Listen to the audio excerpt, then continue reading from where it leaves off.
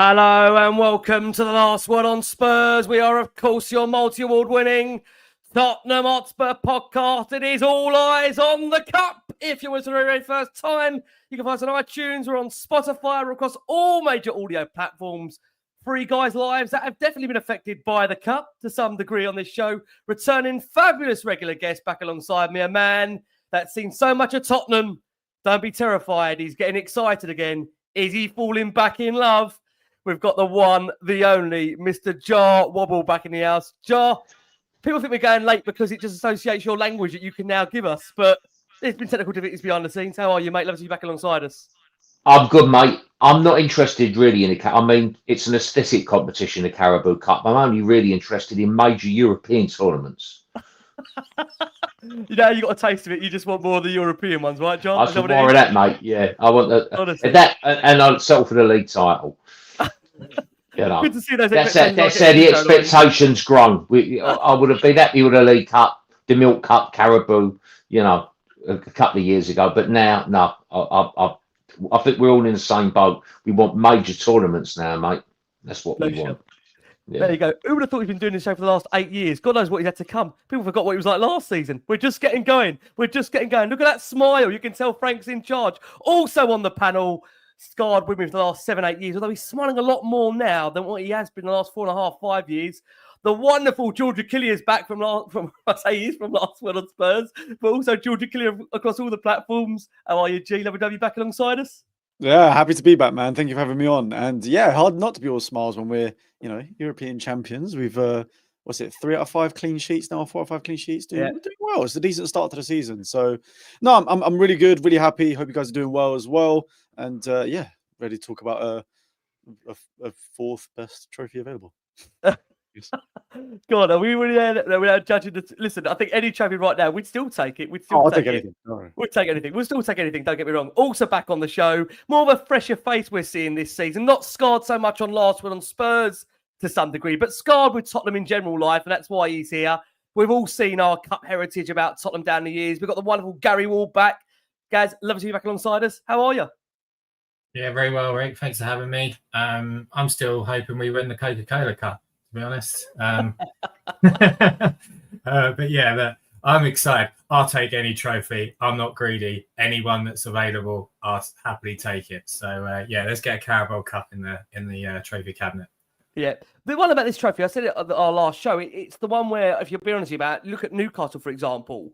When they won it, it really did spur them on to have a really good second half of the season and go and obviously secure a Champions League spot. So it's a trophy you can tick off early, and I think people will know from the past, Mourinho always loved this trophy, didn't he? He always loved to win it early, one to tick off the list. And look, the reality with this kind of trophy, is that we always say there's chances are you're going to have to probably knock out one of the big guns along the way.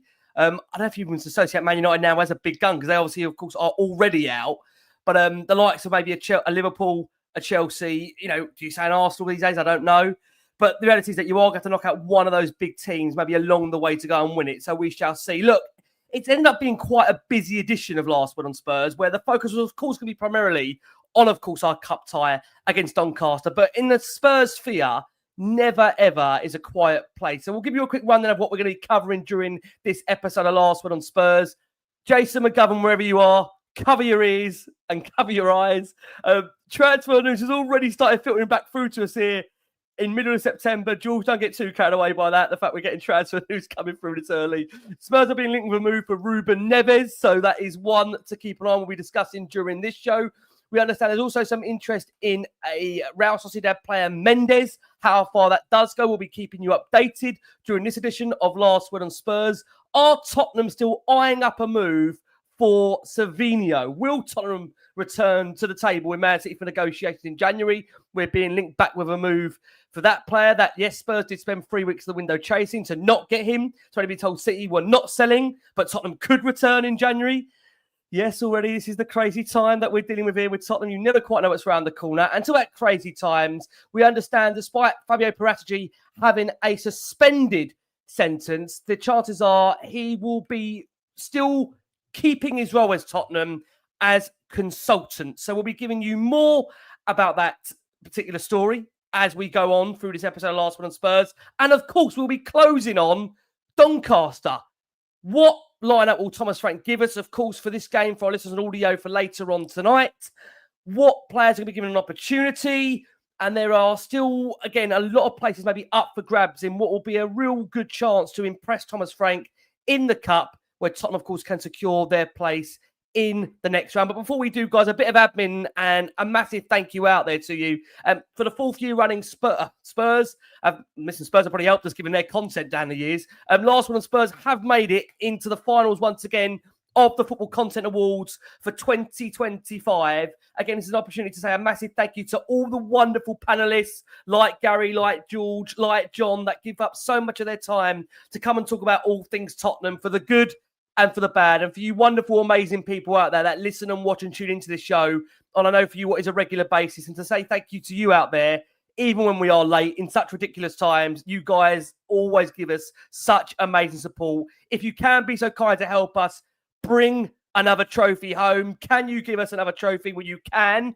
We have been nominated in the finals for the best podcast in the Premier League and best in social. If you can very kindly, for those that watch the show on YouTube, smash that QR code and vote through the website there in the above categories. That would be greatly, greatly appreciated. But again, I want to say a massive thank you to every single viewer, listener, panelist that take up so much time that come on this show. And yeah, to you guys out there, thank you again for all your incredible support. It is greatly appreciated. So like I say, if you can keep voting for us up until that deadline, that would be great. Let's open with regards to how everyone is feeling right now about all things Tottenham. It's probably the happiest I've seen John in about 5.5 years. So, no offense, John. Obviously, things must be on the up at the moment because you are smiling. Look, we've had a real strong start, of course, the 25-26 season under Thomas Frank. We're sitting currently 3rd in the table, 10 points from the first 5 games. How much are you enjoying life at Spurs right now, John? They say be careful what you wish for, pray for. But as you know, I was a big Thomas Frank fan even before we approached him. Out of the 3 managers, him, Areola, and Silva, and I believe I've been told he was number 1. Tottenham, Silva was the 2nd choice, and Areola the 3rd. Frank was always the one I wanted the most. What a thoughtful guy! You know, he's very thoughtful, more thoughtful than any of the managers we've had.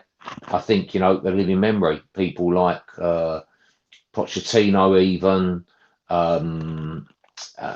Postecoglou, Harry Redknapp. You know, much as I like them at times, this guy's a seriously deep thinker about the game.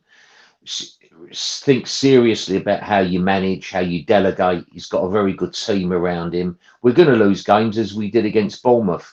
I thought his reaction to that was really good. He obviously really didn't like it. Blamed himself for the key points he'd given them. I believe he said were probably incorrect in retrospect. You know, so I think he's a good guy. Flexible.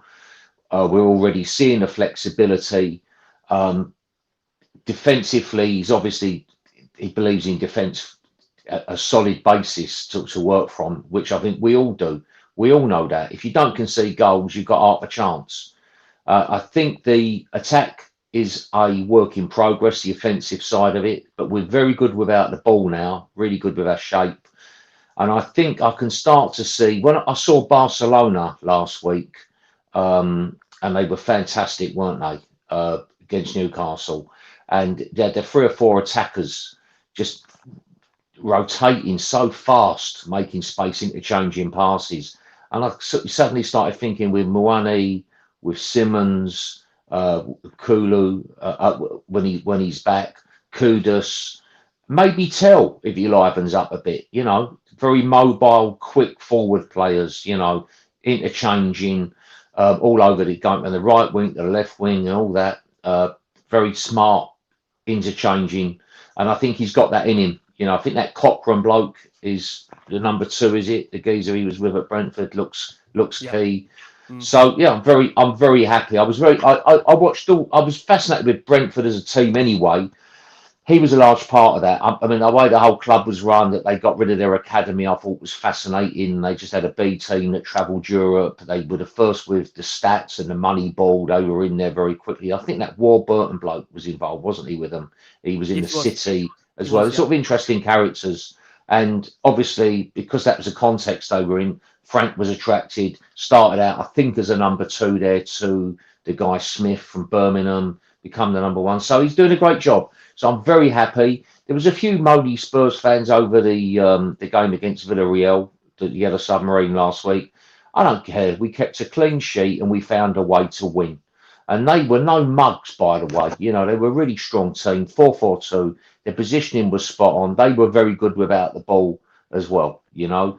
But at the end of the day, I don't think Vicario made any real wonder saves that I can recall. There was that nervousness at the end with Van der Ven. It could have been a penalty. It wasn't far away from being a pen, but they survived it, found a way to win. And we seem to be having a habit of keeping clean sheets now. So really good. And the first thing I picked up on with the Brighton game, with that, yet again, Spurs fans going on about this player did well. You know, Odegaard was rubbish. Simmons did well when he's come on, and you know, Romero was great again, blah blah blah. Vicario could have done better. None of that mattered to me. It was the mentality. That's the first thing I said before Frank come out of the game and used the same word. We showed mentality, and how often do you see that with a Tottenham side? Grit, you know, grit and determination. Romero looks like he really believes it. I mean, look at him compared to what he was. He looked like he wasn't really at home there. He wasn't really happy. Now he looks 100% at home. You know, he's really flying into the tackles. He's got that nice balance, as the gaffer said, with aggression and then thoughtfulness. You know, where he's in the penalty area. It's all about those little micro moves, as they call them, moving a yard or two to get into the right position to head the ball. Whereas just before he's charging in, you know, really aggressively getting into people. So I'm very happy. And I know with Spurs fans, we're like the old divorcee that can't put a bird. So every time he meets a bird, he falls in love. You know, and this is the one, and they go. I mean, I've known geezers like that. You know, go on and on. They never learn. Do you know what I mean? But so I know we are a bit like that, Spurs fans. But I think this is a marriage made in heaven, as far as I'm concerned. This geezer's, he's because so many managers have got something of the blagger about them, and I think you know, I think a lot of record, because I know it from my game, a lot of record producers, and sometimes you got to have a bit of that. You got to be able to kind of, you know, blag it and roll with it, you know, but every now and then you meet people that are really serious. They've really thought very, very, very deeply about things, and you know you can trust them. Like if you you go and see a proper doctor about a specific thing, and you suddenly think, all right, this guy is an expert, whoever you're talking to. You know, I'll go and see the world's top plastic surgeons, me. I'm only joking. And but and you meet these doctors and you know what they're talking about, you know. So I'm happy. I better shut up because I'll take all the bloody show otherwise. Well, I think that's all we've got time for. I've got to say, that's a record, because Jar's been going for about 5 or 6 minutes there. We've not had one swear word, Jar. As Thomas Frank, I know. Do you know what? It's a fucking miracle. Oh! There you go. There's a crit of the swear jar before we start. There we go. And we're off and running. Gee, let's bring you in. Has been a good start so far on the Thomas Frank. I know we had you on at the early part of the season and we were all getting quite buoyed by what we've seen so far. But it's a big week for Frank. You know, Carabao Cup coming in now. Of course, we've got Premier League, and then we're going straight back into the Champions League. So this is now going to be, I think, you know, we've had tests, don't get me wrong. Man City was obviously a big test. Listen, Brighton away was a big test as well. These are places, especially Brighton, we're not renowned there for going and getting victory. So it's going to be a very interesting period how he manages the squad. What have you made so far of the Frank era? Listen, I think it's been great so far. And pretty much just echoing the same things, really. I think the defensive solidity has been fantastic to see. We kind of saw that started to sort of set in place in pre-season, but to get, I think you put the graphic up earlier, like 4 out of 6 games so far being clean sheets, I think is phenomenal. And yeah, I agreed, same sentiment about the attacking. Even though we actually have scored a somewhat decent amount of goals, it's, you know, when you're watching the game sort of in isolation, you can see that some of the patterns of play haven't quite been there when going forward. But I quite like the fact actually that he's focused a lot on sorting the defense out, because, you know, clearly that was the biggest issue we had last season. just leaking too many goals. We could score goals for fun under Ange, but unfortunately we just conceded too many. So I think he's sorted that out pretty quickly, which is great to see so far. And like you say, that they're not the easiest games. City away, I know we normally do well there, but let's be real, it's still a very, very tough game. Bournemouth, okay, you'd still expect a better result at home, but Bournemouth have proven this season that so far that they're a really tough team to play against. You're back into the Champions League, so we've got the 2 tough games a week. And like you say, Brighton away is always a tough one. And even West Ham, to be fair, we haven't had a good result there in 6 years. So to come out there with a 3-0 win, I think is fantastic. So yeah, I'm really liking the start of this Thomas Frank era. And I think in regards to the Carabao Cup, we kind of saw on Ange's first season, I think the rotation was too heavy. He almost went for like a complete second team when he had like your Brian Hills and whatnot. And I think it was just far too disjointed. The squad was nowhere near good enough. And I think we paid the price for that. So I'm definitely expecting some rotation, but I'm pretty sure he said in his presser as well that he knows how important it is and that we need to have a strong enough team. So yeah, I'm probably not expecting more than maybe 4 to 5 changes maximum, to be honest with you. Maybe bring in a few players, few players like your Tells, or change the centre backs and stuff like that. But at the end of the day, he's also got to prove that he can be a winning manager, because he hasn't necessarily had the opportunity at previous clubs. And I think he will absolutely 100% take this tournament seriously, as he should do, because like you said earlier about the Mourinho thing, I agree. Like you win the trophy by March. That's a great precedent to set for the rest of the season if you can somehow get over the line. And I know we got to the semis last year, but if you think Frank can come in first season, get this trophy over the line by March or whenever the final is, then that would just be an unbelievable start to his time at Spurs. Yeah, it would be indeed. Gee, thank you so much, Gaz, to bring you in.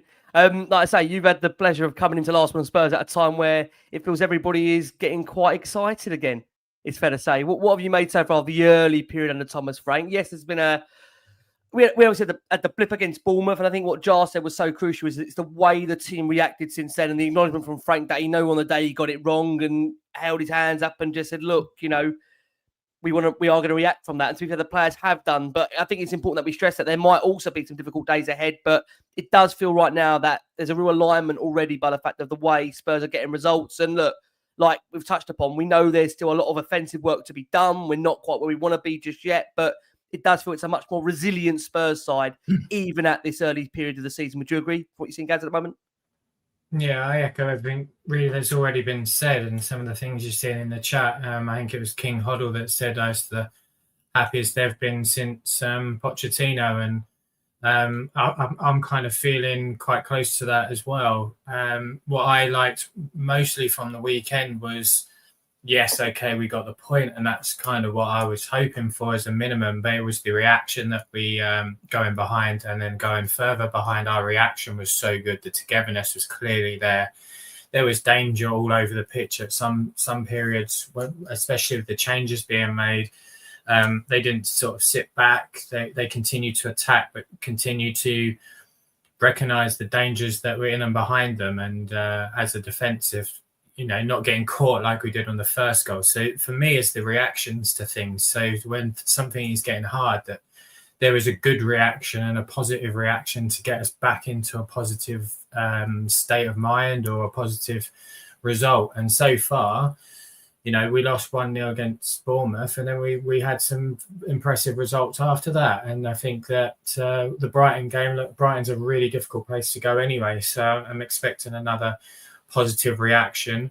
Okay, it is against a so-called lesser side, but again, there's going to be a number of players in there that need minutes, so they need to be stepping up as well tomorrow. But so far very happy. I like a lot of the things that Thomas Frank is doing. I like the way he talks, the way he comes out, the honesty in him.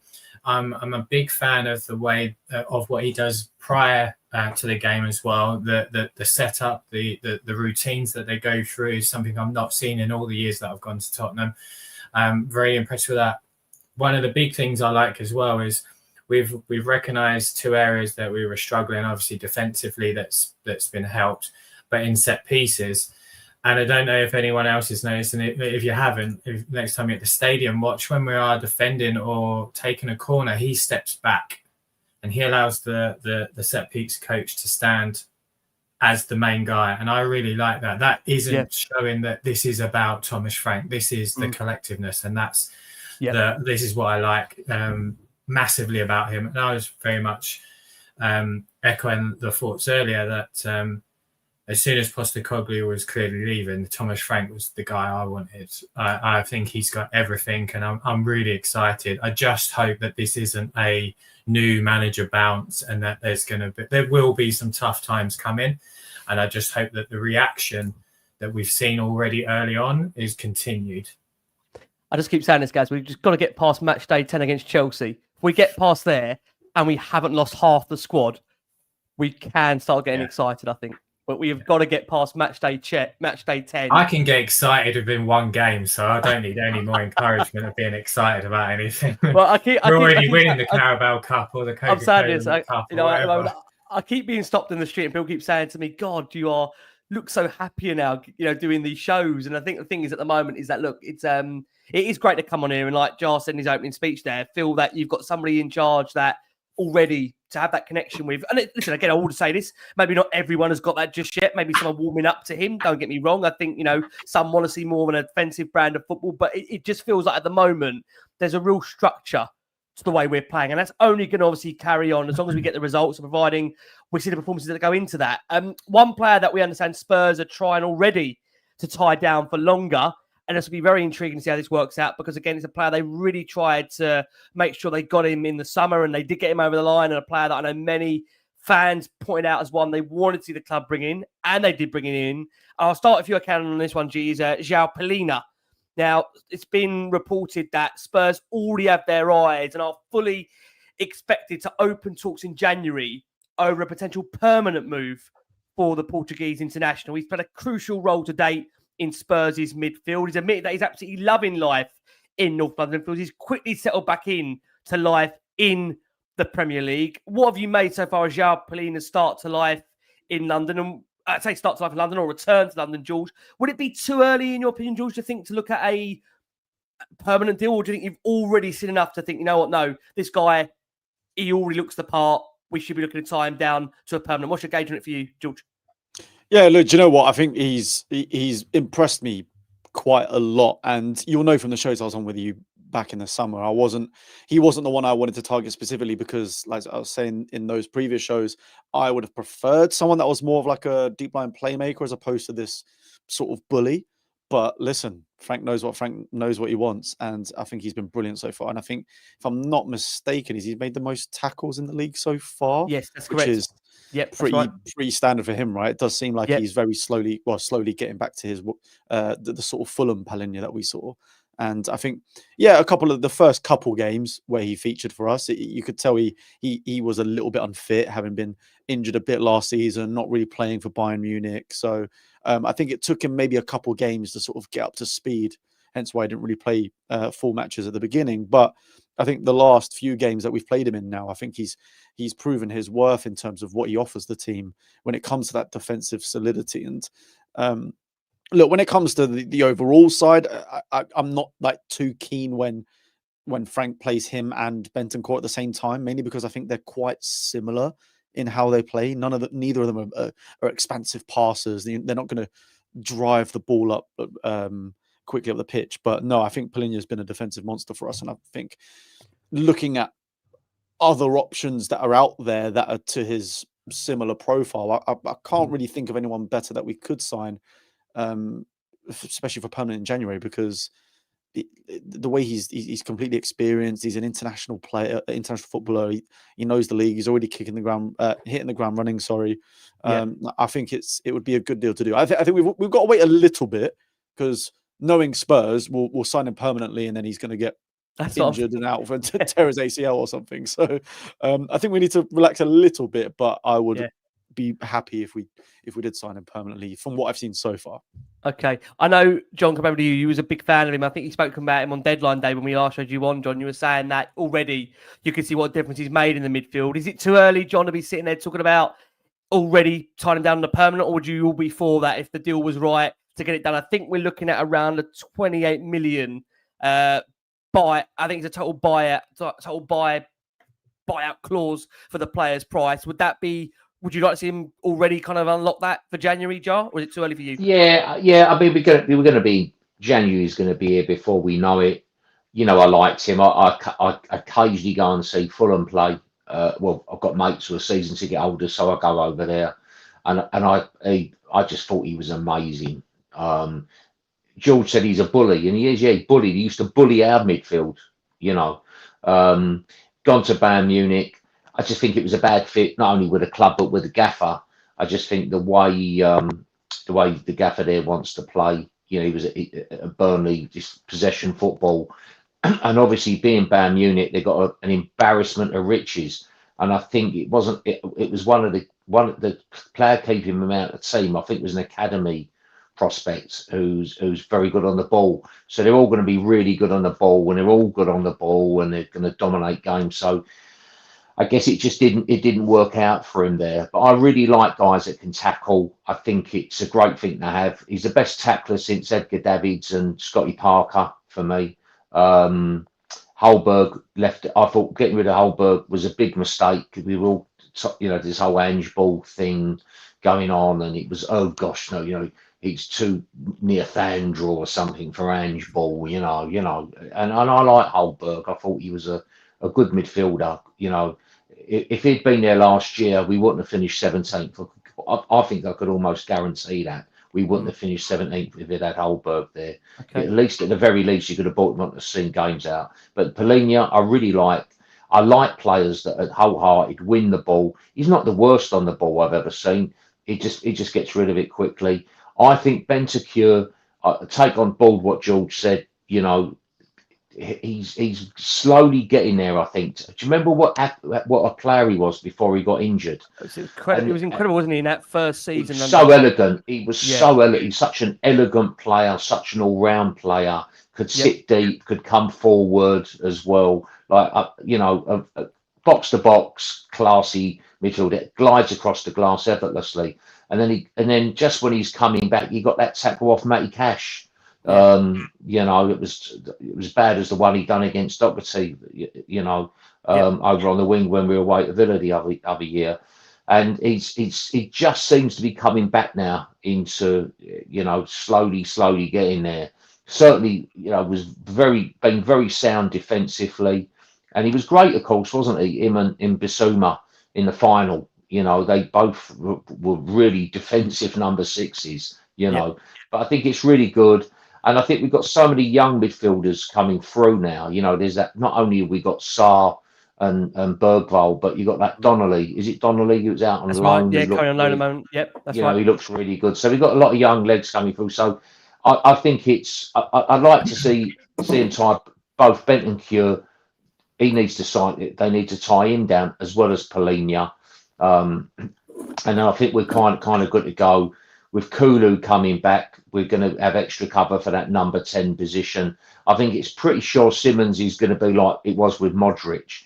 You're playing him out on the wing, but more and more as he finds his legs, he'll play him central. You know, he'll play him in the middle of the park where he really looks more at home. To me, looks quite inventive. Because when Maddison's out, we haven't got anyone who can thread a little 10-yard through ball. You know, so in answer to your question, let's tie Palhinha down. He's only got another. He's getting older. You're going to get another year or two out of him. But good pros like that, he can really teach a thing or two to Archie Gray, who I would expect to start tomorrow. You know, they can pick up so much training and playing with people like Palhinha. By the way, last week after the Brighton game, when they asked Thomas Frank about Archie Gray, what his best position, and he said, I think he said number 8 or centre half, and so everyone picked. I think I think it might have been a slip of the tongue. I'm pretty sure he would have meant centre mid, you know, because I couldn't really see him as being a centre half. No, I think it made sense to me last year. So I'd like to see him. He needs to be developed there as a 6 because he looks a little bit press resistant. He looks a bit unflat. He can tackle as well. So he'd be a fella that I know Thomas Frank rated him when he wanted him at Brentford. So, you know, Palhinha will help develop the defensive side of their game as well. Just imagine training with a bloke like that. Because it's not just the tackling. It's the positioning and the timing of his tackles. Yeah. And he often comes out he tackles a long way out from the D a lot of the time, you know. Yeah, John, I think so much what you're saying there is so true at that point. Also, I just think we've already seen it. He was coaching the team, wasn't he, on the touchline during that second half against Paris Saint-Germain in the Super Cup. Listen, just to be clear, it wasn't his fault we didn't get the result, but I think it just says a lot there, guys, from that perspective. Someone like a Palhinha isn't just a player that comes and helps the team. It also helps the players around him, like, of course, as John mentioned, like an Archie Gray. I mean, if the opportunity was there in January, do you think you'd like to see the club take advantage of it already and see if they can get him on a permanent deal?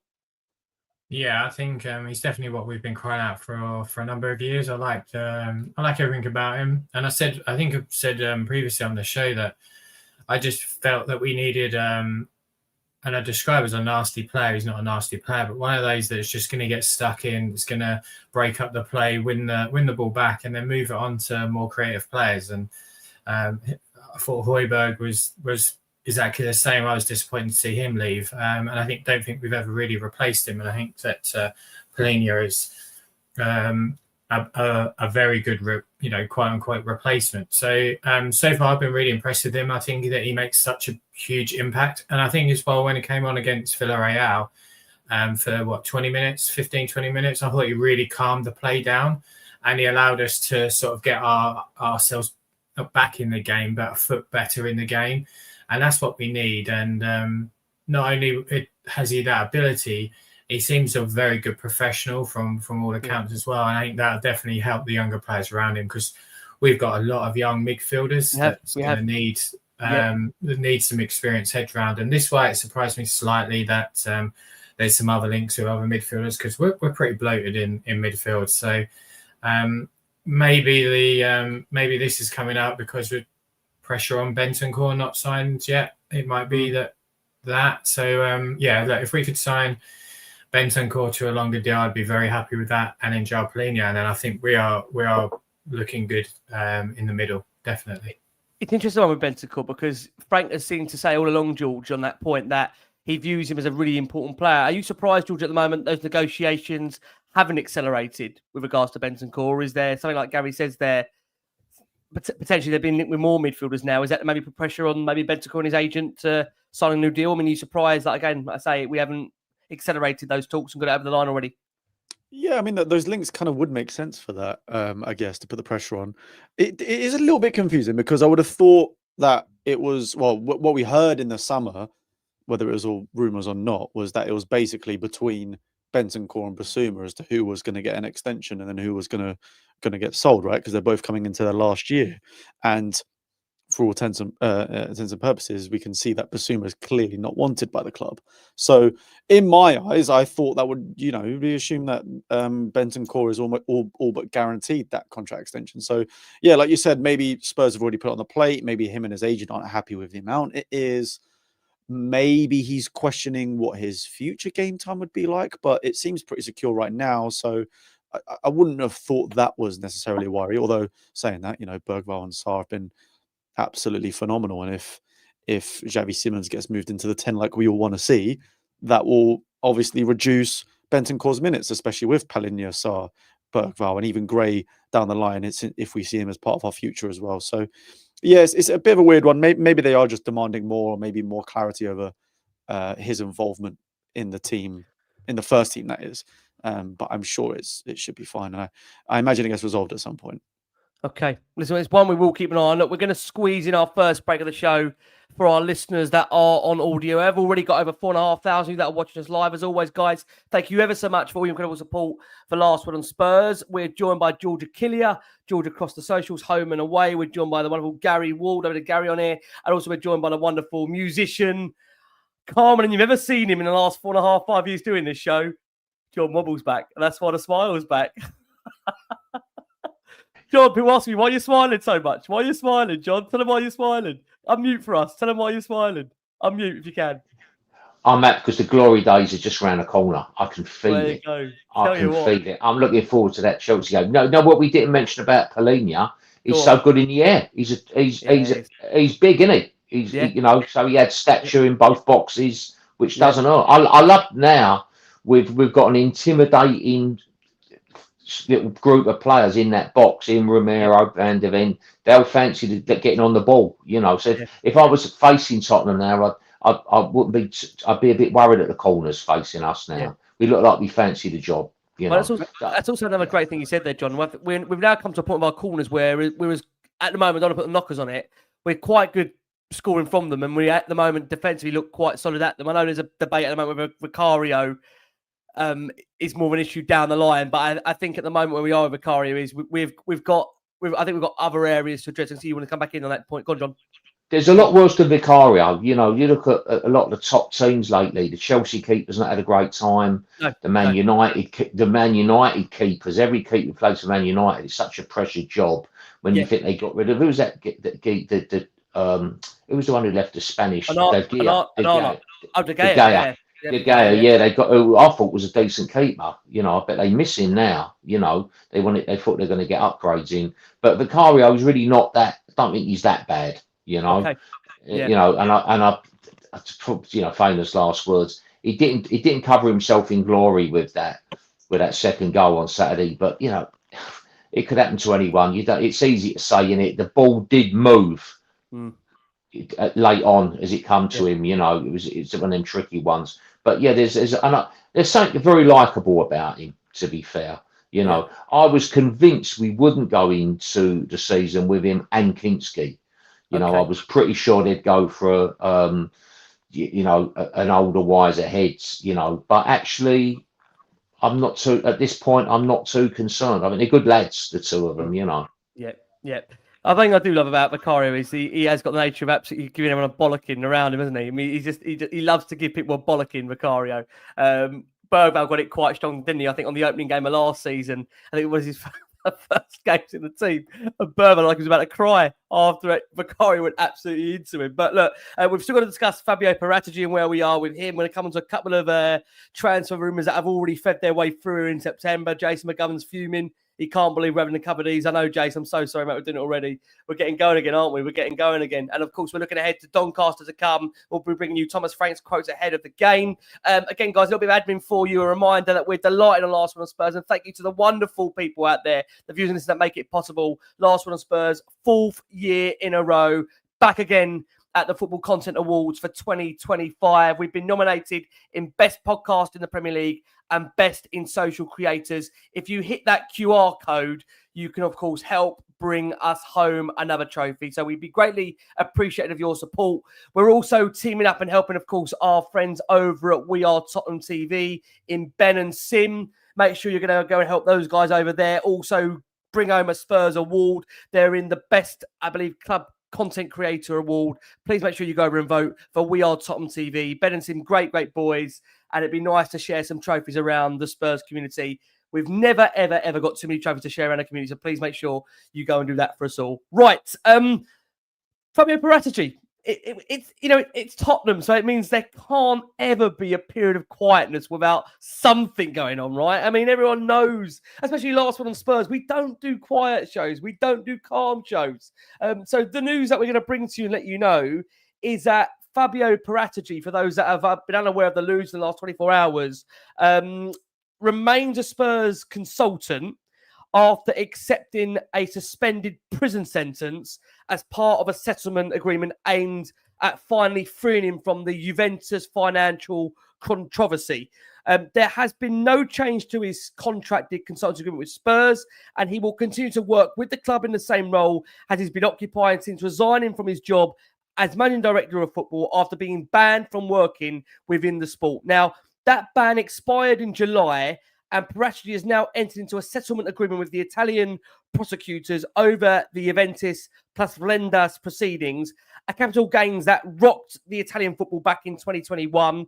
That includes the acceptance of an 18-month suspended prison sentence. There was no admission or finding of guilt or acceptance of liability. Now, Tottenham have not commented on the agreement, but sources close to Paratici stress that acceptance of the suspended prison sentence was made purely to reach the quickest possible settlement that allows the Italian to focus on his career in football and put the Juventus case firmly behind him. Guys, I know probably we all want to be a bit careful with what we say and what we don't say, given the nature of this situation. So, Gary, I'll steer to you, and then we'll go to John and we'll go to G to cover this off in the most simplistic way possible. Looks like he'll remain at Spurs as a consultant, and there was a little bit of talk in the earlier a couple of weeks ago suggesting would he even come back. So, are you for having Paratici still at this club, and can they work in tandem, him and Johan Langer, for you, Gary? Yeah, I'm happy if he returns. I'm also content if he doesn't. I wouldn't mind seeing one doing incoming transfers and one doing outgoing, because I think we have a really bad inability of being able to sell players. So yeah, I mean, he's brought in some very talented players from Italy, from the Italian leagues. So yeah, I've been happy with the work that he's done. I'm not opposed to it either way. I know that probably sounds slightly strange for some, but yeah, that's kind of where I sit on things.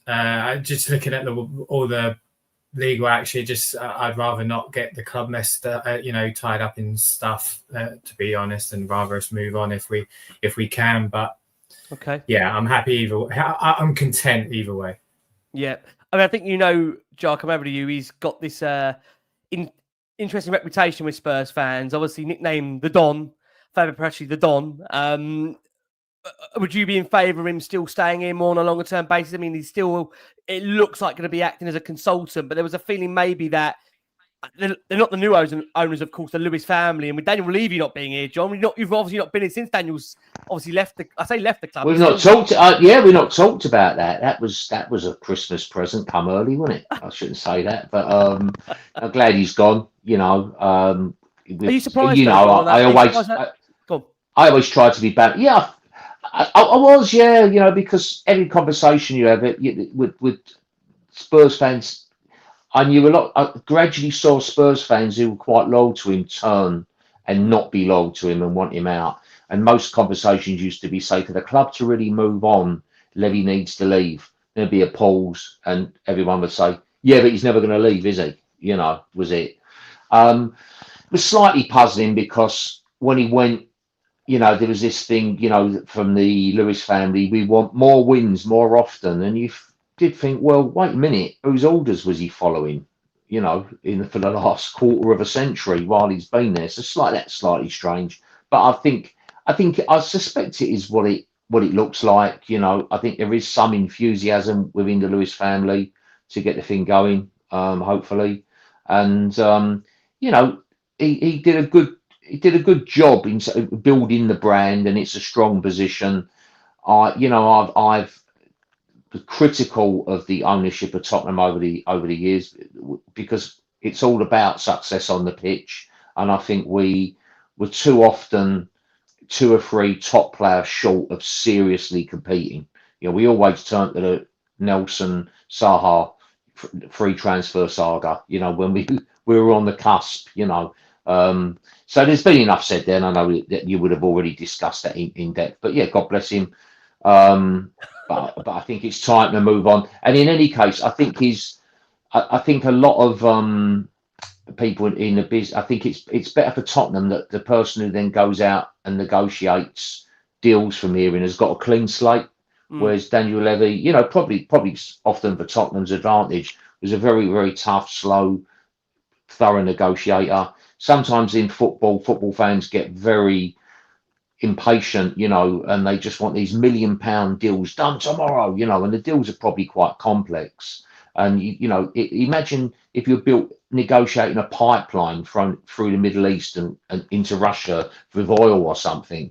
I want this pipeline deal done by 10 o'clock. So you got so many permits to cover with so many. It's you're talking £1 million worth of business, and these are big companies, so it takes the time for things to be done. But that win, all's well that ends well, and that winning the Europa League just changed everything. That just makes everything all right. Yep. It just gives you a starting point. Everyone can be positive and move on.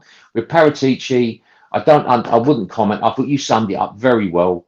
I don't understand what the charges are about or anything. Southern European legal systems are sort of Byzantine to me, the way they work. I hear of people just buying property in Spain, and you end up going down a rabbit hole. There's nothing as good English common law, mate. But get off that photo, crackers. What are you talking about with him? yeah, well, I didn't know, but I could imagine he's over there, isn't he? But I think as long as he's a consultant and there's a line written under whatsoever, from here on in, I think he got some good players through the door, not least Kulusevski, Bentancur, I think Vicario. He's obviously really in the know.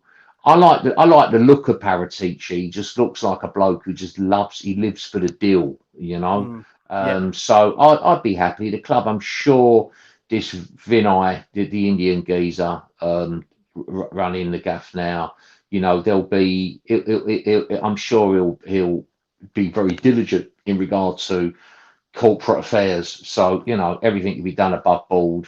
And I guess I would imagine Paratici, you would have thought he's going to be our man in Southern Europe, especially Italy, and Langer more, I would have thought Langer could well have gone, but I believe he's worked with Thomas Frank before.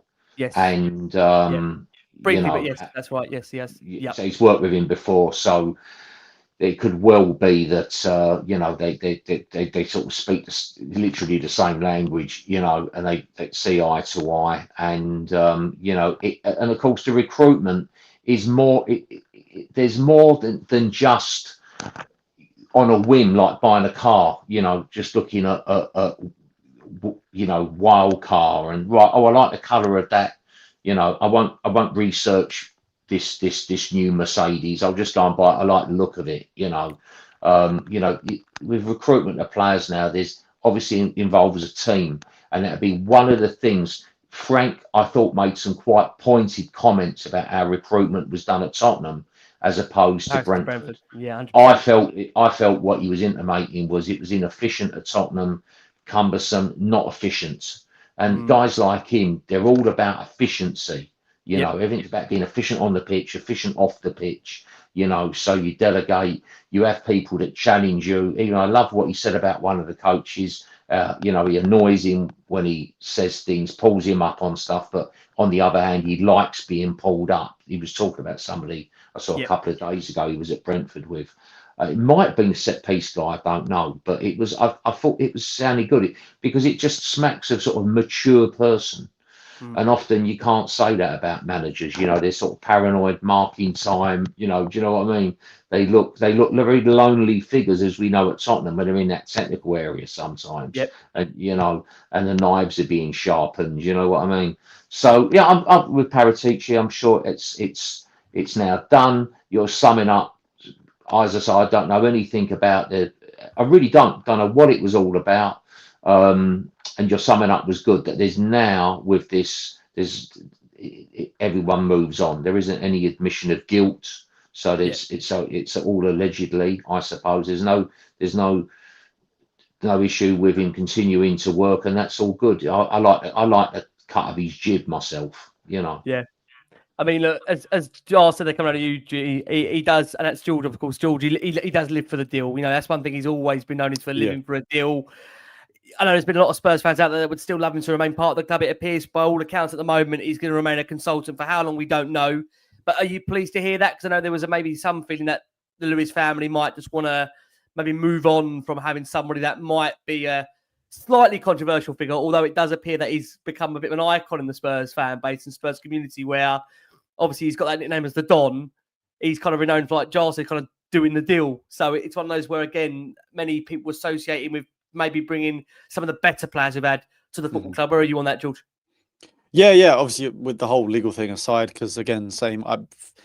We're not qualified enough. We don't know enough. We don't know enough about it. We don't know. But in terms of just him and what he's done at Spurs and what he's worked at Spurs, I think, look, naturally, there have been some misses. There's always going to be. I think like the Brian Hill deal, for example, I believe was on him. That's a pretty poor one that comes to mind. But he was also played a hand in bringing some of our best players in that we have in the team right now. So, and what I like about him is, to me, he comes across as a proper football man that has a lot of connections in the industry to bring in certain players. Whereas I think with someone like Johan Langer, I think a lot of it is very, very data driven, very data led to find unearth the best young talents, sort of thing, which is obviously useful. You definitely need that as well. But I like the fact that we're able to maybe get the best players that are coming through in the Serie A, or I guess maybe in Spain as well. I know he's got a few connections there. So I like the fact that he's really plugged into the football world, especially in those sort of markets, leagues, whatever you want to call it. So yeah, I'm more than happy for him to stick around and continue doing deals. And at the end of the day, we don't, as far as I'm aware, we don't really know who's actually going to be doing the negotiations themselves for players, because naturally that was all pretty much Daniel Levy before, right? Like, I assume Vinay's not going to do it. Well, I think what we heard, I mean, only from what was heard and reported, was apparently Vinay was the one to take control of the Romero contract negotiations. Okay. That's what was reported, that Vinay was driving that with Romero, which was quite interesting, because that was still at a time, if you remember, where Romero put pen to paper. That was still when Daniel Levy was at the club. So maybe they were already making dual succession plans around the fact that, because Vinay, if he was the person to have been driving those negotiations with Romero and got them over the line, maybe Vinay is taking a more hands-on approach. I mean, I think it seems to be quite the message that what we're hearing, certainly from in and around the club, that Vinay is more than capable of being in the role that he's in at the moment. He doesn't feel like he's out of depth in terms of what he's doing. And I think, the general consensus, I think, has been through the interview so far. I don't think many are questioning him personally. I think it's more questioning the fact that John said this a few minutes ago, that it's been the same people that have been here for 24, 25 years. Suddenly, why now do the Lewis family feel they want to now get involved? Where have they been before that? And then it kind of goes back to that point again with Daniel. Well, you would imagine they would have set the brief. So they're quite happy with what's happening for the last 24, 25 years. Now, why suddenly, like John said, they want to have more wins more often? Well, why did that approach not become more of an issue in the last quarter of a century on that point, George?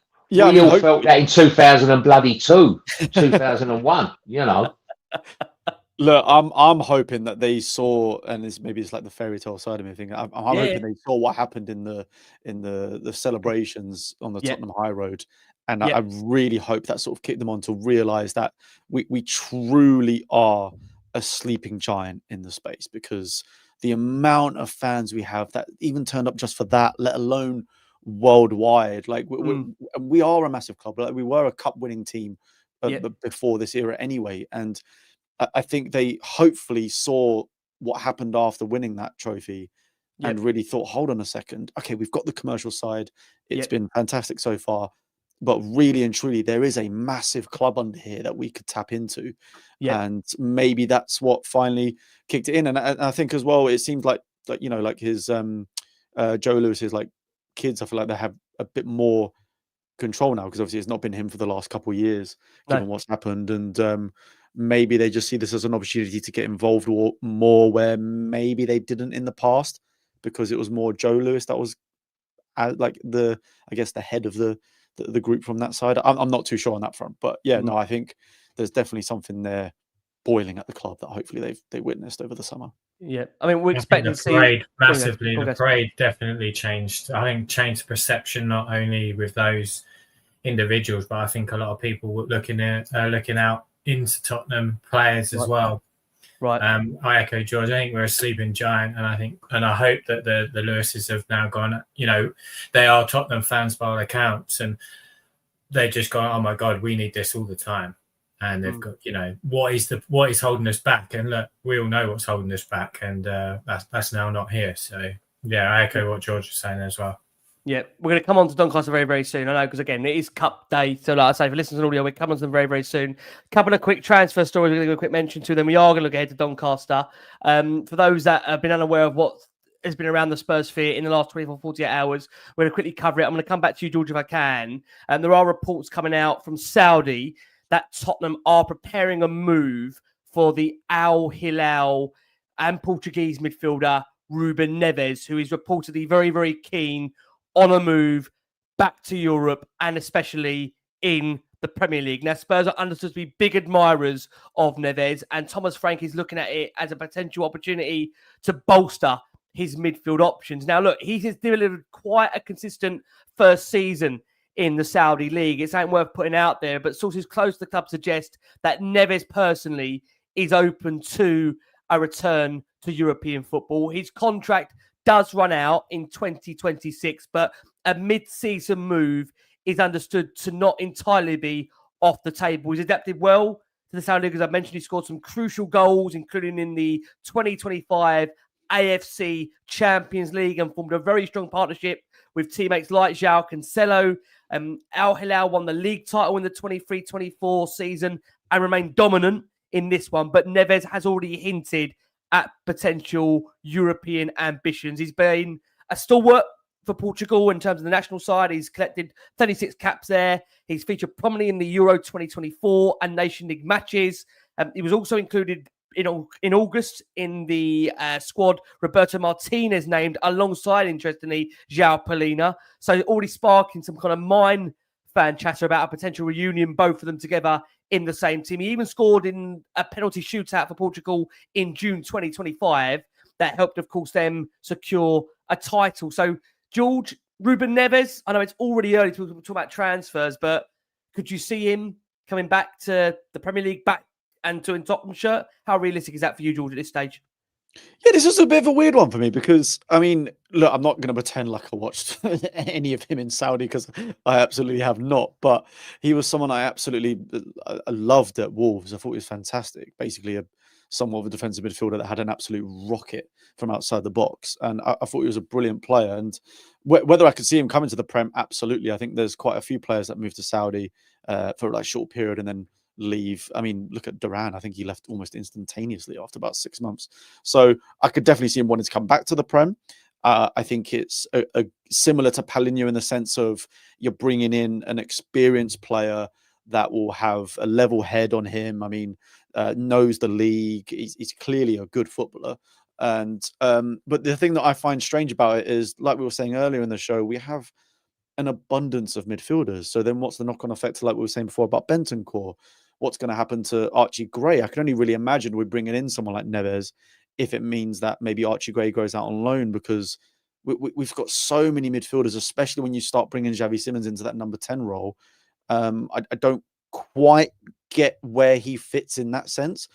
But then on the other hand, what we've seen from the business from Spurs in the summer is that Thomas Frank evidently clearly is favouring experienced players to go on top of the youth that we've already built and brought in to the club. And I think when you're thinking about that mold of player, he would be a great player for that. And he's, you know, like you said before, the connections with Palhinha, maybe they're just trying to build full chemistry on FIFA. I don't know, but they're two great, solid players for midfield. I just think it's a weird knock-on effect to the rest of the midfielders that we have, unless, like I said, we decide to loan Gray out. Okay, interesting. The report does add, with regards to a move for Neves, that Frank's tactical blueprint relies on structure, composure, and clever transitions, and that's why it's been reported Neves would fit that mould perfectly. You know, at Wolves, he became known for dictating tempo, spraying those passes from deep, and delivering moments of brilliance from outside the box, and that is understood to be what would very much interest Tottenham and Thomas Frank if they are to get their man in January. So already one to keep an eye on there with regards to Ruben Neves. We'll keep you posted on more. Gaz, we're going to come over to you to kind of get your take from the Spanish scene. We know that you're an avid watcher of Spanish football, so you can maybe help us out and tell us what you know about the gentleman we're going to talk about very much coming up next, and that is the Real Sociedad player. I believe it's pronounced Brais Méndez, who, according to a report, Spurs are looking at as another potential option in midfield. He's become a key player for Sergio Francisco's side in, of course, La Liga. The report claims that negotiations are expected to intensify in the coming months, and Sociedad are worried about losing one of their key players in the January transfer window. He's developed an uncanny ability to score from outside the box. He can play in a multiple of positions, which makes him quite an exciting candidate for Tottenham, who, of course, we know Spurs during the transfer window in the summer were obviously heavily being linked with a move for Nico Paz. Give us your thoughts on Brais Méndez. Is he someone that we should be keeping an eye on, Gaz, as a one to watch for the future and one for Spurs fans to keep an eye on? First of all, he's a good player. He's got a great left foot. More of a number 10 player, I think, really, but has the ability to play in multiple positions. Can play a little bit deeper. Can play out on the right. He's predominantly left-footed. He is 28, so he's not a young buck, so to speak. That he's going to come in again, similar to what George was saying about Ruben Méndez. That there's that experience value in him. good in the air, loves a shot from outside the box. If you just put YouTube on and put his name in, you'll see so many shots from outside the box from him.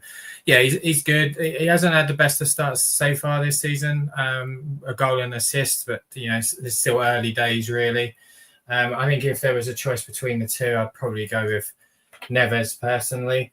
I think he's more of what we would need. But again, I think it comes down to the long-term situation really with Bentancur. I think if Bentancur moves on, I think we probably do look at one of these people. I don't know if again these are just rumours coming out because Bentancur hasn't signed a deal as of yet.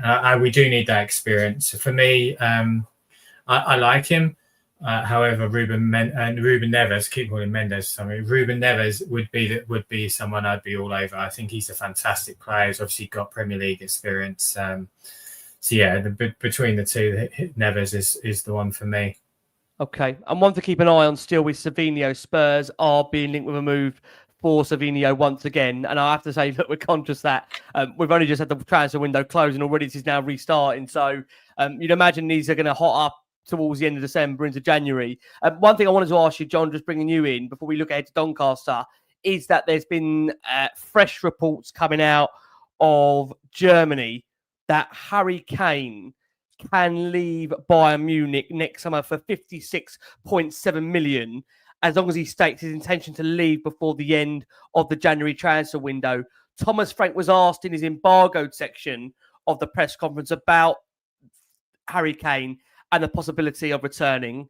And Frank's response was, John, on this, well, who wouldn't want Harry Kane to come back to Tottenham? He's a legend of the football club. He's an incredible player, incredible goal scorer. Why would you not want him to come back? So I just have to ask you, John, on that point, you've been a Spurs fan, seen many amazing forwards down the years. How much, John, would you welcome, if possible, to see Harry Kane back in a Spurs shirt? And John, can you see it happening? We'll get you to unmute if you can from your end for us. Yeah, I mean, I guess you have to be careful to keep sentiment out of it, to be honest. He's going to be how old at that point? 32, is he, next year? Yeah, I believe that's right, yes. Yep. But he's banging in the goals for fun. Still. I saw that clip of him running back the full length of the pitch to make a tackle just on the edge of his own penalty area. Recently, so he sprinted back like a good one. Although we got the option, it would be down to him. The only way I could see it happening is if we win something major and we really force our way into that top four, proper top four, into the elite, in this season, basically, so that he would then think, right, I'm coming back in, and we're geared up, because you can't blame him. He's going to want league medals now. He's going to want Champions League medals, so if I was in his shoes, I'd think long and hard about coming back to Tottenham, because he's a hero with us no matter what. He's an incredible player. It's a lovely thought. Imagine him coming back and winning the Champions League in the 90th minute with a diving header. Do you know what I mean? Roy the Rovers, right? But it's kind of fantasy football, Do you think, John, is there unfinished business, do you think, in a Spurs shirt for Harry here? Not necessarily. Okay. He had a long career. He didn't win anything, which is just so sad, And he's going on to win things. And every season for him's precious now. And if I was him, he may well decide to start Bayern Munich and have a crack, and have a crack at the Champions League. I'm sorry not to, it's just, I don't think it's worth being. It's worth being too sentimental about it, to be honest. So your gut feeling is, John, at the moment, you'd be very surprised. I don't want to put words in your mouth. You'd be surprised if he comes back to Tottenham, John? Yeah, because just from his point of view, more than ours, even, we'd have to. I think we'd have to go great guns this season. We go such great guns that come the end of this season, we are title contenders. We are Champions League, and that gets back to what, if you go and you buy players like who's the Portuguese geezer in Saudi Arabia, Ruben Neves. Ruben Neves. because that for me, the reason we'd get him is as a direct replacement for Palhinha, because Palhinha is not going to play 2 games a week for the rest of the season. Do you know what I mean? So you get him in, because he did sit deep, didn't he, in games with that Wolves team, right? He was a deep line player, A pivotal player for them. For them. He'd break it up and he'd break it up. He's a good deep line player.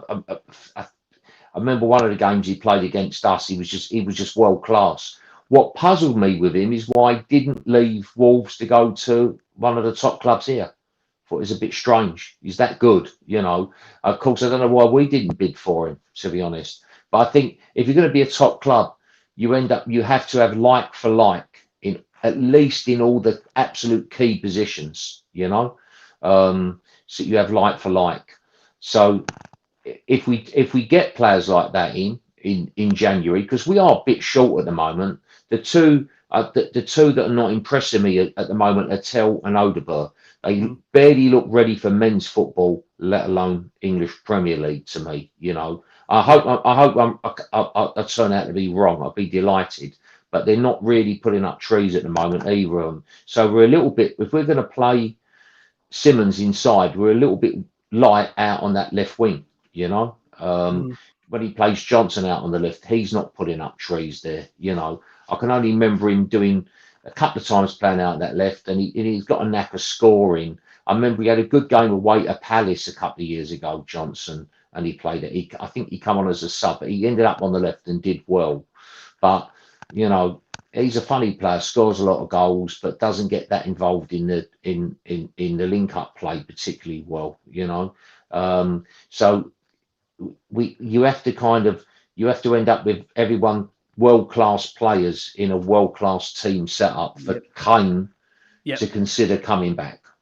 So if I was in his position, I'd want to make up for lost time, because I think, God, I wasted all that time at Tottenham. Imagine if I go back and then don't win anything for the last year or two of my career. It's terrible, So I think he'd be more likely to stay at Bayern Munich. I think looks well on the firm there. They must absolutely love him. He's scoring more goals for them than he did for us, and that's saying something. It's mental. Like, you're right. I mean, his ratio over there is absolutely insane. I just wonder, boys, and it's very quickly to Gary and to George, how much does that Premier League record really burn away? How much does he really want that? Does he need that? Does he even care about it? I mean, just a very quick yes or no on this before we do go ahead to Doncaster. Let's start with you, Gary. Harry Kane, can you see a return, yes or no? I think Hart wants him to. I think Head probably says no. I think he moves somewhere else now. I'm not sure he moves this summer. Bayern Munich are probably going to want to keep him there. If you're scoring at the ratio that he is at the moment, they're not going to want to let him go. I still think he'll end up in the MLS. Okay. Personally, not immediately, not this summer. In a number of for 2 or 3 years, but I think he'll end up in the MLS. Interesting, guys. Thank you so much. G, just get you up, put on that very quickly. Harry Kane, can you see him back in a Spurs shirt? You don't seem to think so from your look on your face. I would love him to. I'd absolutely love him to. I think, to be honest, for that to become a reality for us, it would totally depend on what he does this year. Like, I think it's a case of if he manages to win the Champions League with Bayern Munich, that's sort of the big thing that he's ticked off, which is the reason he went there, right? I don't think he necessarily went there to try and win as many Bundesligas as possible. Obviously, he wants to win trophies, but you can see the vision he's gone to is one of the biggest clubs in Europe, in the world. That is to win the Champions League. If he ticks that off, if he wins another league title, maybe then in his mind he's thinking, okay, there's one more thing I'd love to do, and that's to tick off the Premier League record. So I think that's the only way that sort of happens. But as the guys have sort of alluded to, once you're already at one of the biggest clubs in the world, unless by some miracle we also pull off something insane this season to prove that we are now a winning team, it's going to be so difficult to bring him back. I'd love it, but yeah, it's more of a dream than a reality, I think. Okay. Well, listen, let's see if dreams do become reality and Harry Kane does end up back in a Spurs shirt. Dreams become reality. It is, of course, Cup week. It is Carabao Cup week.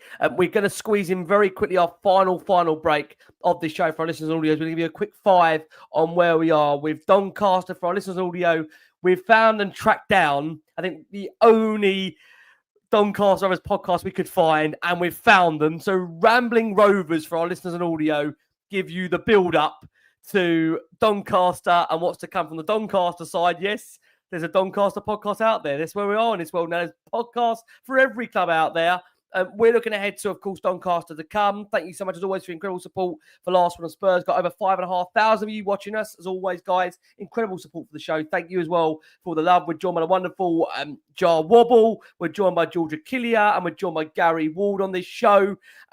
Frank has confirmed everyone available last time is available again for this upcoming game against Doncaster, of course, in the League Cup. The game, once again, does come too soon for Rando Kolomawani, who we made that joke on the last show, has, I think, only had one injury in the last 2.5 years, rocks up to Tottenham and crocked in the first week. He's still got a dead leg. And Ben Davies also has, I believe, minor injury problems at the moment. So there's no Ben Davies expected in the squad.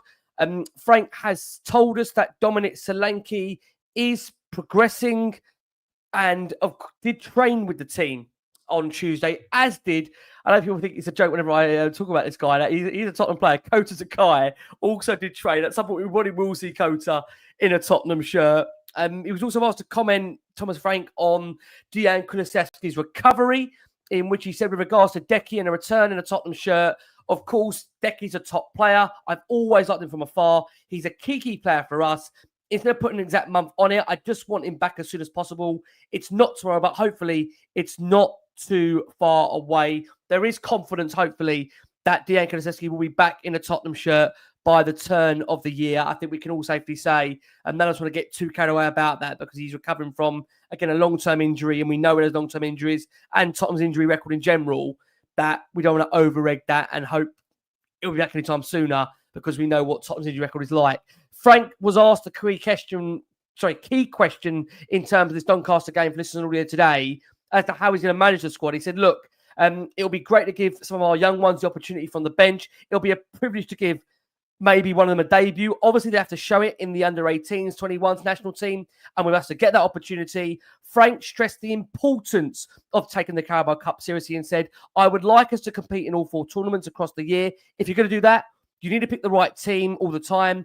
Every team we put out there has to be super strong. We need to hit that perfect number of players that rotate and still have a strong side. He knows Grant McCann fairly well. That's the Doncaster manager. He's a very good guy. We need to respect him and his team. And we also need to play to our highest level and ensure we get through to the next round. He was asked about what his targets are this season. Frank says his target is ideally, he would love to win a trophy. He said, I don't know any coach or manager that player doesn't want to compete and try to win. We are really looking forward to going into the Carabao Cup and we'll do everything in our power to try and win it. And we play for that. There's also an interesting thing out there for you guys that are aware with this Doncaster game. Tottenham have got an on-loan player in Damola Ajayi, of course, played an interesting role for us in the Europa League, scored, of course, in one of the 3 academy lads. And there's this rule that actually allows the player to actually play on loan against his parent club. So Damola Ajayi could well face Tottenham tonight for our listeners on audio. Frank said on this, we decided to loan him out because it's good for his development. We weren't that lucky to face one of our own players. It's a great opportunity for him. So keep an eye on that because that'll be very, very interesting. Guys, let's get some thoughts on it. John, let's start with you. We said at the start of the show, cups are important. You know, I think, John, you might have been there that night when we made 8 or 9 changes under Ange in the Fulham game. We went to penalties. Yeah, I was there. I was there the last time we played Donny. We played fucking Donny. That's what I called them, Doncaster Rovers. In the League Cup, it was about 8-9 years ago, I think, maybe 10. I think we beat them 5. I think we beat them. Lovely little stadium they've got there. Yeah. It's a town I know quite. I used to play a place, the fucking Leopard Club. It's fucking mental.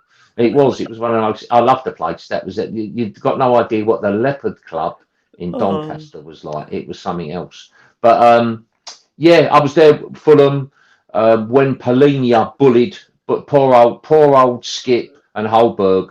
You know, they were asked to play Ange ball, so they were kind of hung out to dry that night.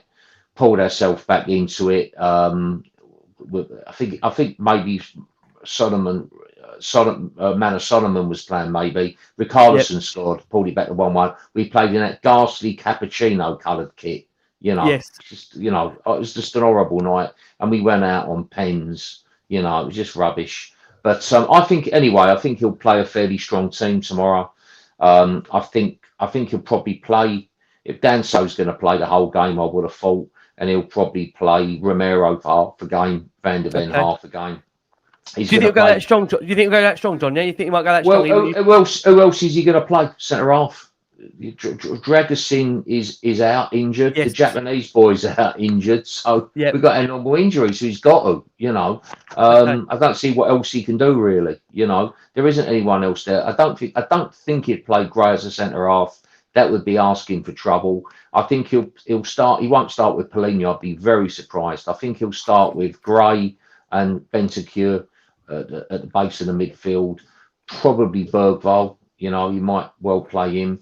I don't know. The boys might know because I thought all our decent academy players were out on loan now. So when he says off the bench, I think the bench should be. He'd have a few youngsters and he'll look to play them.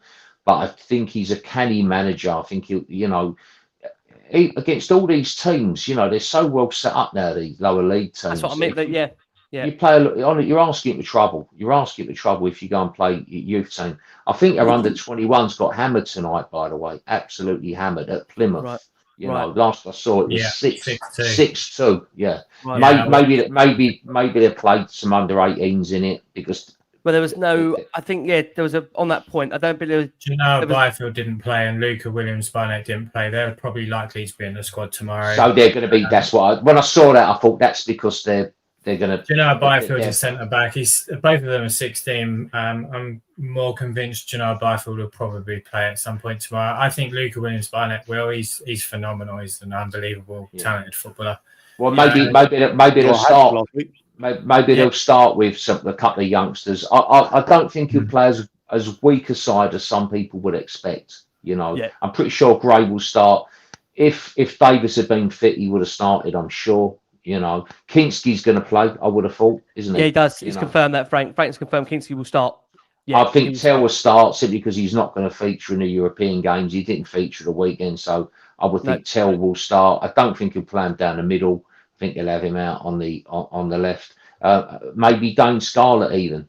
I thought he'd gone out on loan. Suddenly I saw his name appear. He's on the bench at Brighton. He might do something, Is it important, John, very quickly on this point? We don't disrespect the cut, right? Because, these games go straight to penalties. So, we know from last season with that Tamworth game, we got took to the ringer, really. We could so easily have lost that. And, the thing was, we're playing a non-league team, and all the Spurs fans I knew that on an artificial pitch, we knew we were in for a torrid time, and they missed a fairly decent opportunity, didn't they? We could easily have lost that, Yeah. So it was poor, but you wouldn't want to lose a game like this. So no, you wouldn't. No, God. You really don't. So you like to think.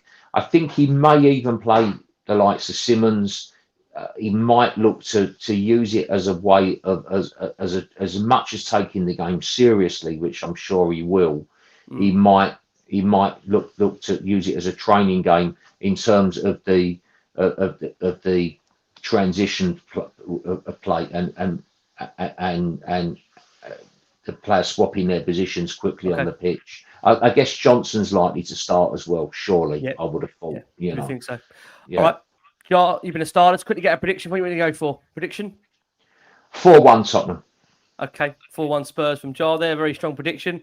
Let's go to you, George, because it's the start of quite a busy week for Spurs. We've obviously back in Premier League action. 8 o'clock on Saturday. What are Sky doing with those games? 8 o'clock Saturday nights now. I tell you, 10 o'clock pods on a Saturday. Wife's delighted. She's happy. There goes sushi out the window, quite literally. And also, we obviously got back in the Champions League next week, George. So it's a very much kind of crazy week we've got in store. Carabao Cup, Premier League, then it's Champions League. So again, it goes back to that point there. If John's suggesting we're going to make, potentially changes to the first team, which we are, it's going to be quite a busy week for the players, right? Can you imagine there being many changes? Yeah, I mean, obviously you got to make some of them, like you say, and especially because I think it's what's it, Bodo away next week, so it's gonna be you got the traveling time as well, and then Yeah. So for me, the way I see it, obviously, like you say, Kinski's already in goal.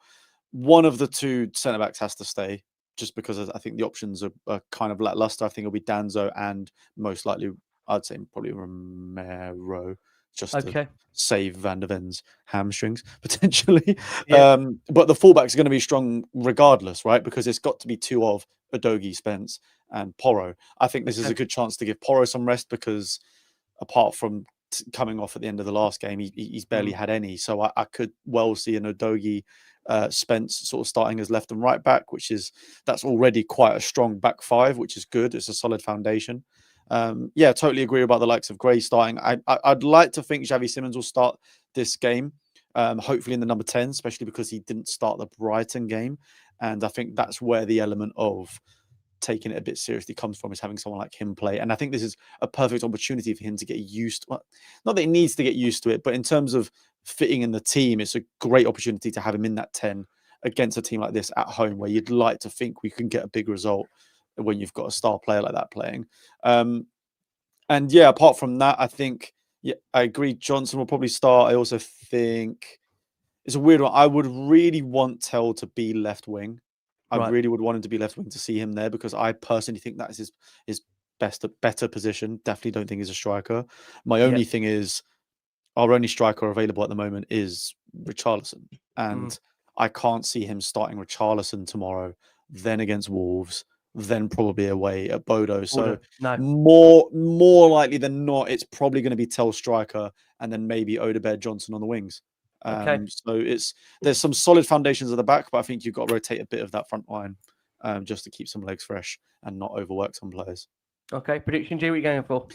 You know what? I think, look, as much as people say about these quote unquote lesser teams, when we play in the cups, most of those bad results tend to come away. I still believe when we play these teams at home, we should truly batter them. So I would say 3-0 easily. Okay, another clean sheet. Yeah, of course. That's the foundations of Frank Ball. Clean sheets every week. The new Tottenham clean sheets. Here they come. You've been a star. We're going to round up at the end before we do let you go. Guys, let's go to you very, very quickly on this.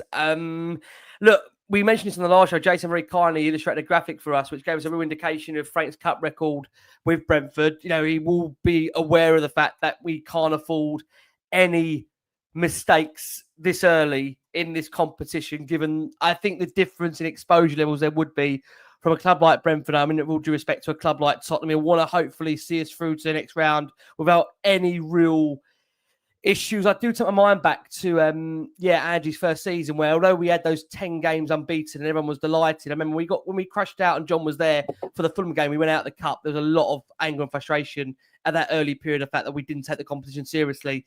Maybe it's a little bit different. We're not playing Premier League opposition. Hopefully we don't go to penalties. We're at home, but there will be an expectancy, Gary, on us to take the game to them, won't there? And I think it's quite interesting. We've come off the back of, let's be honest about it, two very dour displays they were, weren't they? Villarreal and then Bournemouth, where we didn't really show real attacking impetus at home. I think this game here, fans are going to want to see us go play Doncaster and do have between 10, 15, 20 shots on goal and see them off, as George said. So how did you get that balance right? How many changes can you see, guys, to the team for this game tonight for listeners on audio? I mean, look, all of the people watching, all of us, we want to see us win trophies, and we haven't, as people within the club, come out and said that we want to challenge on all fronts and that we want more wins more often. The club has done that. So I fully expect them to be going out and putting a strong team out. And I think Thomas Frank is going to be respectful in that as well. However, I do believe there'll be some changes. I think it's going to be huge amounts. Obviously, Kingsley will play. I think it'll be Danzo and probably Janai Byfield will start. And I think it'll be one of the two. I think probably Romero will come in the second half, depending on perhaps how Byfield is going. I think that Archie Gray plays. A forward line, I would prefer Tell on the left as well, but I would only then see Dane Scarlett through the middle, and I'm not too sure if that's where we would go with it. So I think there'll be some changes. I think Johnson plays, I think potentially Odegaard plays. I agree with George. I think Xavi Simons needs to play, and it's not because he needs the minutes. I think that he needs the consistency in that position playing under a new manager, under players that he's not played with. He needs those reps, right? You need more and more games under his belt to take into the bigger games. So I think that he should start and should play as much as possible.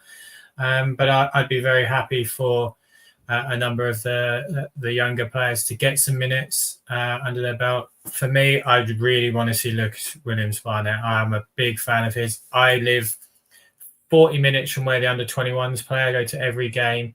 I've seen him multiple times this season.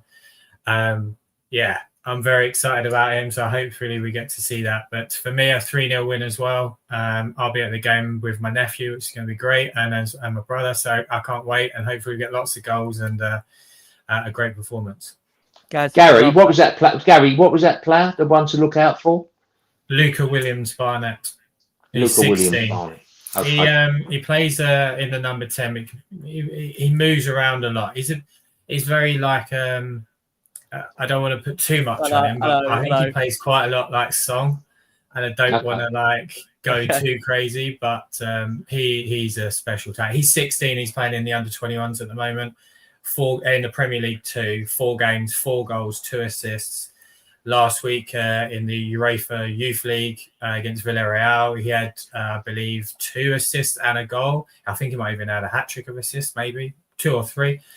Just having a phenomenal season.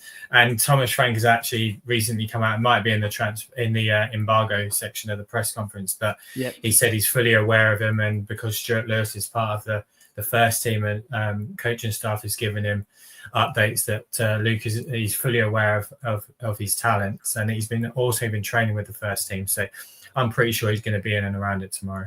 Yeah, interesting. Like you say, hasn't featured for the 21s, nor is Junior Byfield. So you imagine both of them are going to be involved. Guys, thank you so much. Jar, very quickly, you're back on tour. Where can people find you back on tour? Tell us where they can find you.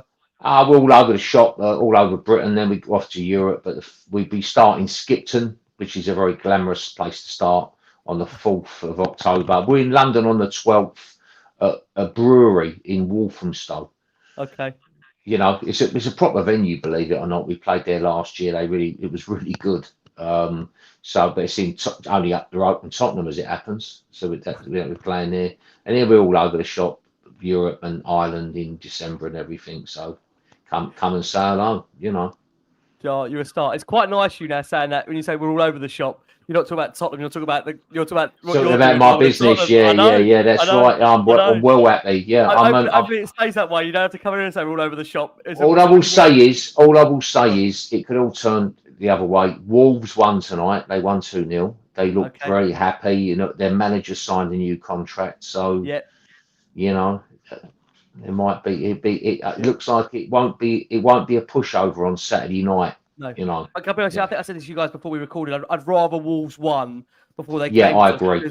With Dr. Tottenham and the way that works, maybe it's good they've got the win off their backs now.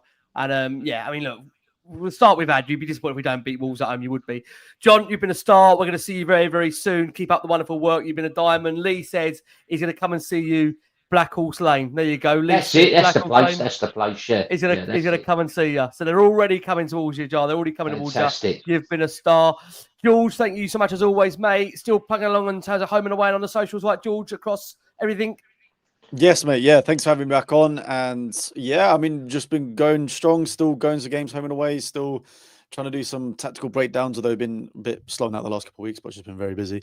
And trying to do these little cinematic pieces especially on away days and big wins. So that's pretty much it. Nothing major. Just hopefully carry on seeing some more clean sheets, some more wins, and maybe another trophy this year. That'd be great, wouldn't it? We're loving it. G, we're gonna have to see you back on it even more. We know it's difficult now because the amount of games that are involved. G is travelling to and from home and away. So people are wondering where G is. We are getting him back on. We've got to try and make it work in the time that we've got where G isn't travelling and Spurs isn't taking over all our lives. But look, if we keep on winning, I don't think G's the same as me. We don't care how many games that are coming. Keep them coming. We'll happily, G, right? Keep traveling. Is that fair for you? Oh yeah. I'll join on the phone and when I'm on the flight or train or whatever. We'll get it. He'll be back. You'll see him around the transfer window. Everyone pops up around the transfer window times. Normally in a crisis.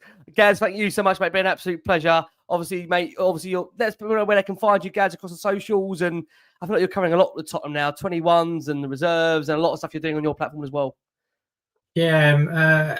Twitter is mainly the one for me. I started a TikTok up last week, just a little competition between me and my 9-year-old. I said I could get more likes than her, so we're currently competing on that. I just talk about Tottenham. It's literally a 2-minute video of my thoughts. So you can find me on there. Obviously, everything really social media wise is at Gary Ward. I'm really trying to put large focus on the under 21s and our youth team as well. And obviously the first team.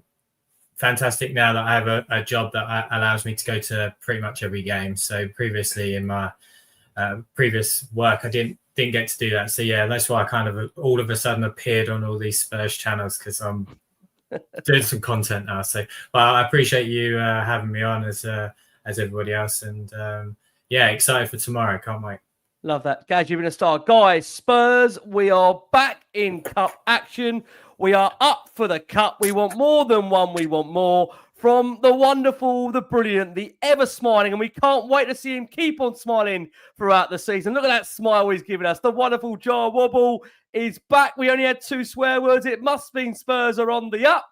The superb George Achillio is smiling away, as is Gary Wall. We're seeing you in a Doncaster. Nothing go wrong at the moment. All things Tottenham lead the way to success. From us all here, guys, keep safe, keep well. Thank you for your support. And as always, come on, you Spurs.